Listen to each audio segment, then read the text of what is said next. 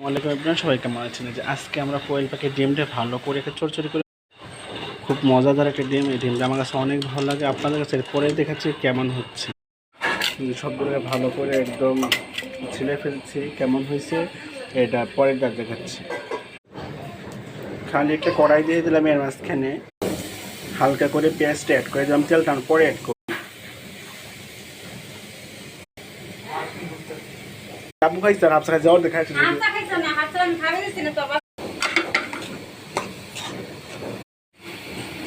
চালটা অ্যাড করে দিব এর মাঝখানে।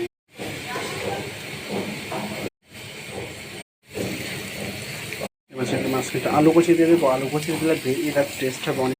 এখন এটা এর মাঝখানে আমার নাড়াচাড়া দিয়ে দিব। নাড়াচাড়া দিয়ে এটাকে অফ করতে হবে বেশ কিছু। যেহেতু আলুগুলো দিয়ে দিয়েছিলাম, এটা পানিটা ভালো করে একটু বেশি করে দিতে হবে। আলুগুলো একদম সিদ্ধ হয়েছে।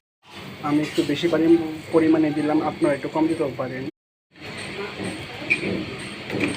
মাঝখানে মশলাটা ভালো করে অ্যাড করে দিতে হবে এবং কালারটা পুরোপুরি একদম চলে আসছে। এখন শেষ অবধি অপেক্ষায় থাকবো ভালো করে হওয়া পড়তে। আলহামদুলিল্লাহ, যেহেতু এখন আমার এটা হয়ে গেছে প্রায়, এখন এখানে আমি ডিমটা পুরোপুরি অ্যাড করে দিব। এখানে আলহামদুলিল্লাহ ডিমটা পুরোপুরি কোনোভাবে নাড়াচাড়া না দিয়া আস্তে আস্তে এটা একদম হয়ে যাবে। তারপর আমরা নামাই ফেলবো, খাওয়ার পালা দেখবেন। এখন ফাইনাল লুকটা দেখেন যে এত টেস্ট হয়েছে আর এত মজা হয়েছে, আমি তো নিজেকে চোখে বিশ্বাস করতে পারতেছিলাম না। তারপর আমি একটা ডিম এখন আমি বেশ কয়েকটা একসাথে খাই ফেলবো, কারণ আমি যেহেতু নিজের হাতে রান্না করছি। আর আমার নিজের হাতে রান্না করলে আমার অনেক নিজের কাছে বেশি ভালো লাগে।